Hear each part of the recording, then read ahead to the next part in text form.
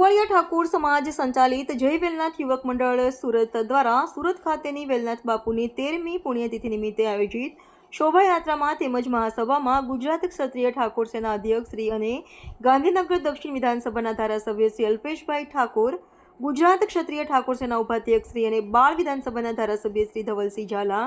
જય વેલનાથ યુવક મંડળ ટ્રસ્ટના પ્રમુખ શ્રી અર્જુનભાઈ નારાયણભાઈ વાઘેલા અને જય વેલનાથ યુવક મંડળ સુરતના પ્રમુખ વલ્લભભાઈ બાબુભાઈ રાઠોડ, ઉપપ્રમુખ વનરાજભાઈ વજુભાઈ પરમાર, રમેશભાઈ મગનભાઈ સીતાપરા ઉપસ્થિત રહેલ અને સાથે 20,000 જેટલા ભાઈઓ બહેનો તેમજ સમાજના અગ્રણીઓ વચ્ચે નવી કમિટીની રચના કરવામાં આવેલ, જેમાં પ્રમુખ એડવોકેટ વિક્રમભાઈ એચ દેગામા, ઉપપ્રમુખ જયેશભાઈ બળવંતભાઈ મકવાણા, રાજુભાઈ લાલજીભાઈ વેકરિયા, પિન્ટુભાઈ મધુભાઈ ગોહિલ, ડોક્ટર હર્ષદભાઈ બાબુભાઈ મકવાણા,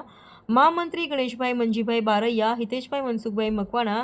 મંત્રી કિશોરભાઈ કાનજીભાઈ પરમાર, ધીરુભાઈ જીવાભાઈ ગોળકિયા, ખજાનચી પરેશભાઈ અશ્વિનભાઈ બોરસણિયા, સહખજાનચી હરેશભાઈ પરબતભાઈ મકવાણા, પ્રભારી અજીતભાઈ બચુભાઈ જંજવાડિયા,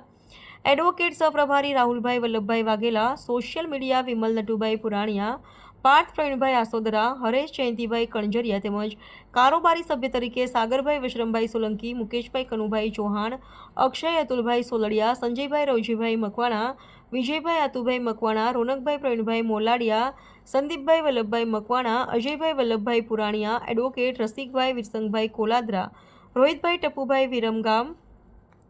ચિંતનભાઈ જયસુખભાઈ દસુખવાડિયા, દિનેશભાઈ અર્જુનભાઈ મકવાણા, અરવિંદભાઈ બીજલભાઈ માલણિયા, જગદીશભાઈ ડાયાભાઈ ચૌહાણ વગેરેની નિયુક્તિ કરવામાં આવેલ, જેમાં શિક્ષક, ડોક્ટર, વકીલ જેવા શિક્ષિત લોકોની કમિટી બનાવીને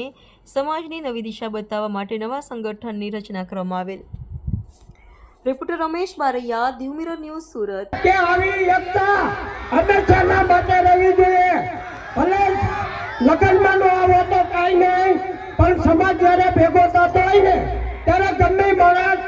નો હોતા ને એને 2 જણાને લાવજો, કારણ કે આપણો સમાજ કાંઈ જેમ તેમ નથી અને આ સમાજ પ્રતિ હું કરવા લાગશો. જય હિન્દ, જય વેલ બાપુ. ખૂબ ખૂબ આભાર રમેશભાઈ બારૈયા. હવે હું હાય, હું છું ક્રુઝિન સિંઘાનિયા. આપની આસપાસના સત્ય સમાચાર જાણવા માટે જોતા રહો દીવ મિરર ન્યૂઝ અને હા, લાઈક અને સબસ્ક્રાઇબ કરવાનું ભૂલતા નહીં. Thank you.